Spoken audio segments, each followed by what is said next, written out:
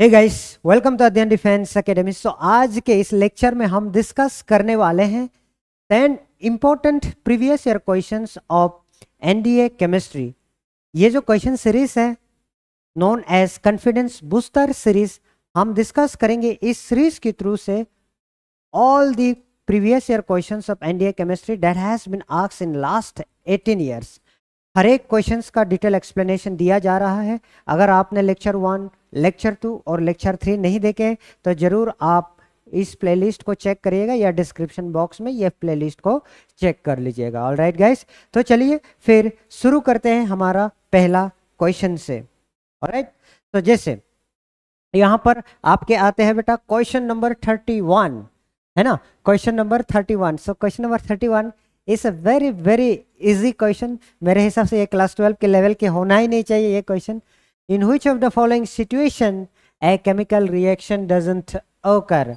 Chemical reaction doesn't ओकर कहने का मतलब है ऐसे कौन से सिचुएशन है जहां पर केमिकल चेंज नहीं हो रहा है, जहां पर केमिकल चेंज नहीं हो रहा है बेटा, ठीक है।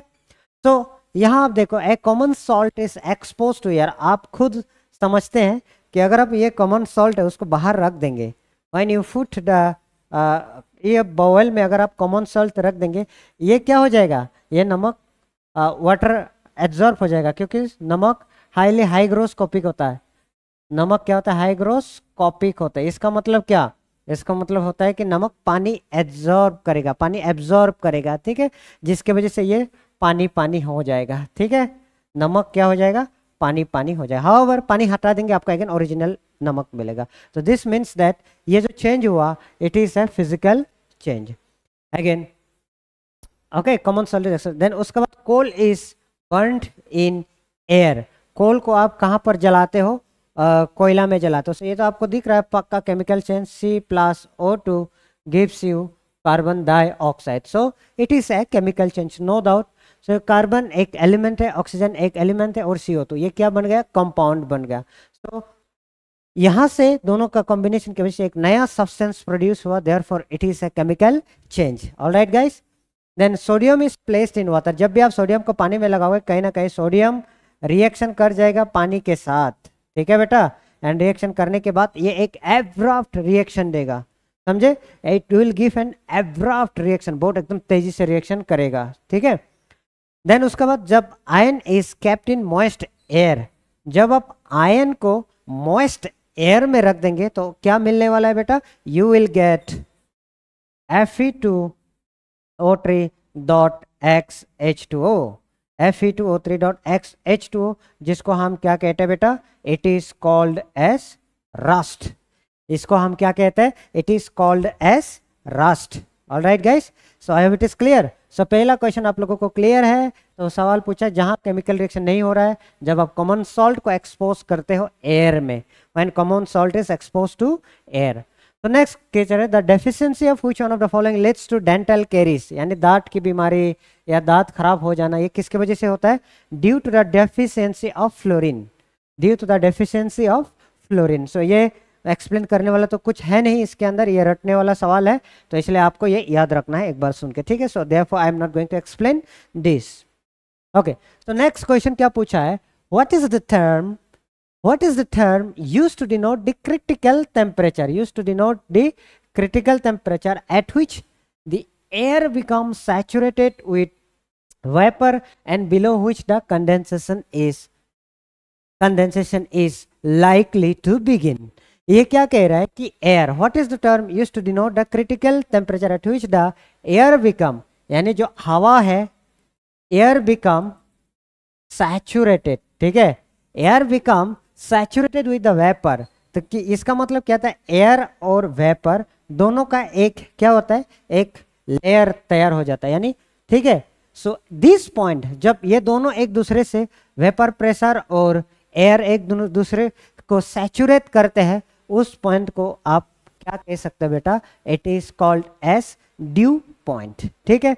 सो कंडेंसेशन पॉइंट क्या होता है, it is the temperature at which condensation takes place. Now condensation क्या होता है, what is mean by condensation, please comment. Okay, और इवापोरेशन तो आप जानते हो काफ़ी कम है, ठीक है। Critical point of critical temperature, critical temperature मतलब क्या है, ये कोई भी चेंज हो सकता है, चाहे आपका कह सकते हो बॉइलिंग पॉइंट हो, मेल्टिंग पॉइंट हो, जिस टेम्परेचर पे हो रहा है उसी को आप क्या कह सकते हो, क्रिटिकल पॉइंट कह सकते हो, ठीक है बेटा। So I hope it is clear, question number 33 is clear.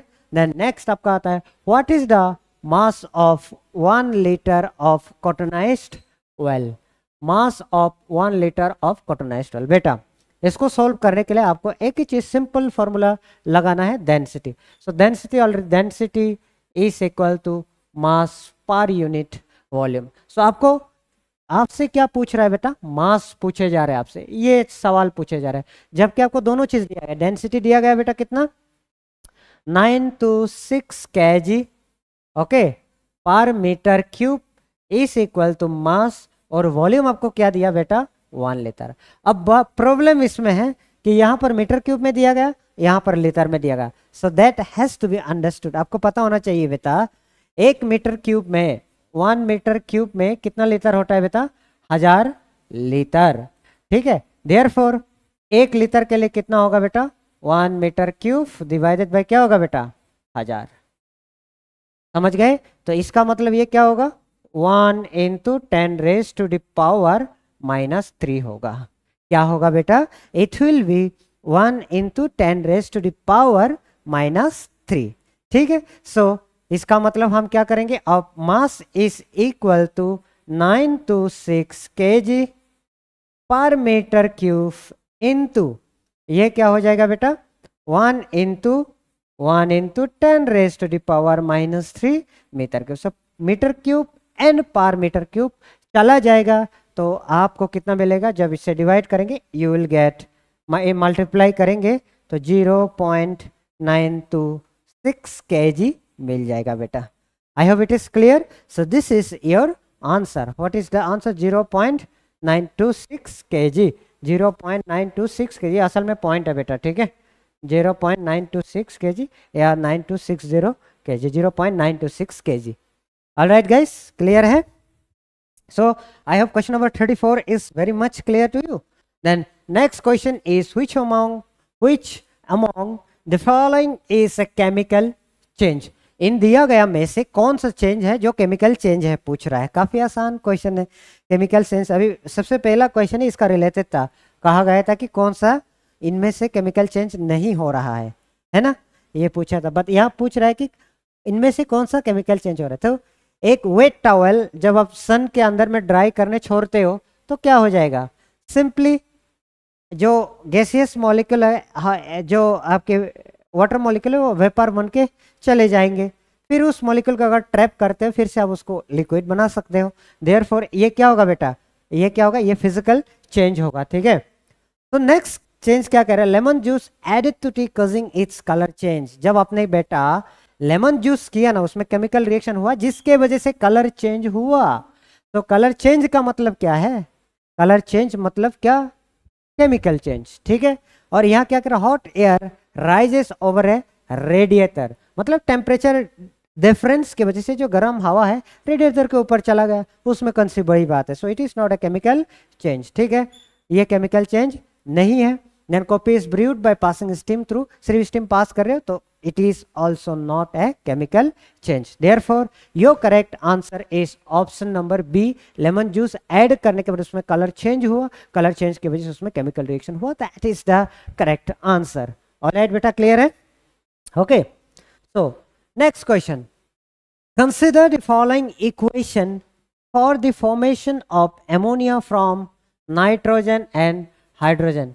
It is called as Haber's process. इस प्रोसेस को हम क्या कहते हैं बेटा, हेवर्स प्रोसेस।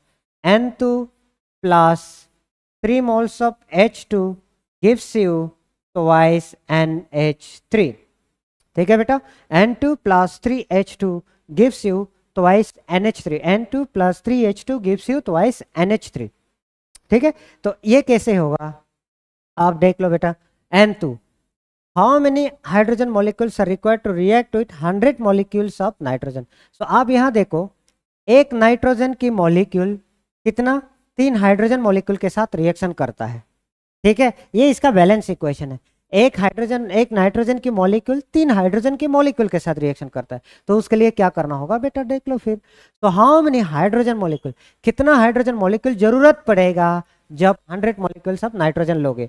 सो 1 के जगह पर हमने क्या लिया बेटा, हमने क्या लिया, 1 के जगह पर 100 मॉलिक्यूल ऑफ नाइट्रोजन लिया, ठीक है। सो अगर 100 लेंगे क्योंकि 1 का 3 गुना होता है, 100 का 3 गुना हो जाएगा फिर, so equal to 300 moles of H2 हो जाएगा, ठीक है।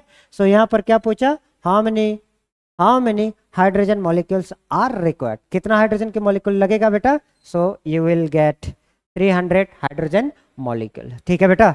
So I hope it is clear now, हाँ जी क्लियर है। सो नेक्स्ट क्वेश्चन की तरफ आगे बढ़ते हैं। कह रहा है कि which one of the following contains maximum percentage of nitrogen by mass.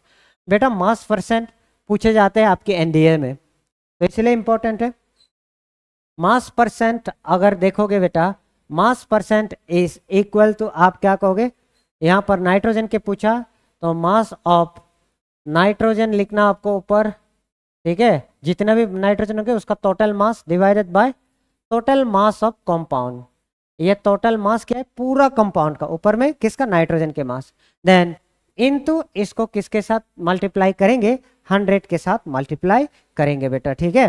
तो यहाँ पर जो भी होगा फॉर्मूला के हिसाब से आपको ऐड करना पड़ेगा अभी, ठीक है बेटा।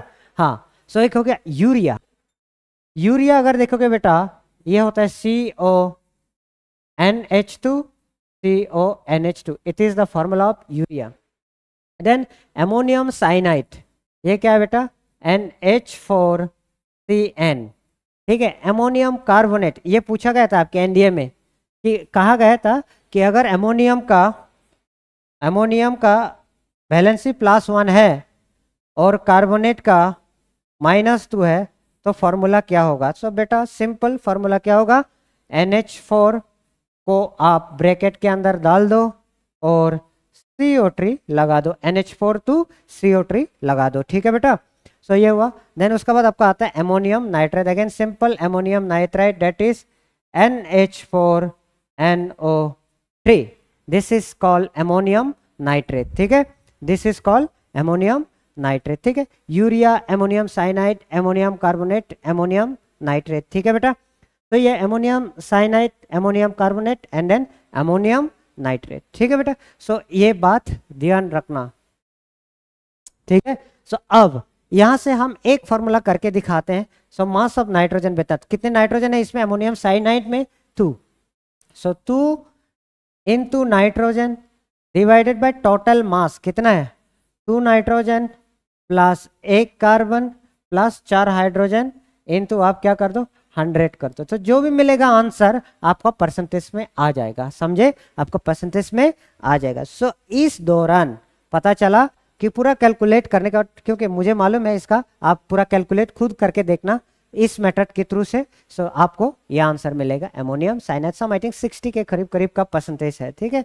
ये कैसे करना है, 2 इंटू नाइट्रोजन का कितना है बेटा, नाइट्रोजन का 14 होता है, ठीक है। सो 2 इंटू 14 प्लस कार्बन का 12 होता है प्लस 4 इंटू हाइड्रोजन इंटू आपका क्या करना है 100 कर देना, तो जो भी आंसर मिलेगा आपका यहाँ पर है, ठीक है बेटा। सो उस हिसाब से ये आंसर आपका सही मिलता है, ओके। सो नेक्स्ट ऑप्शन आता है आपका बेटा, according to which one of the following laws it is indicated that when 2 or more gases react with one another their volumes bears a simple ratio। हमें इसमें कोई कहने वाली बात है ही नहीं।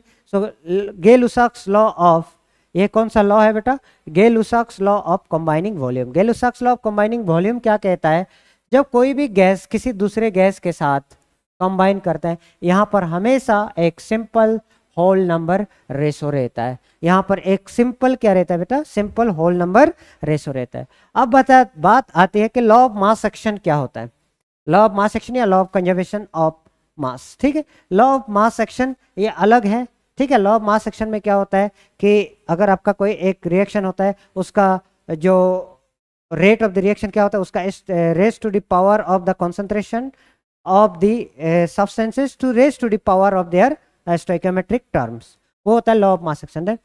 लॉ ऑफ मल्टीपल प्रोपोर्शन क्या कहता है, ये हम लास्ट लेक्चर में, कोई बच्चे अगर नए हैं तो लास्ट लेक्चर में जाकर ये देख सकते हैं कैसे होता है।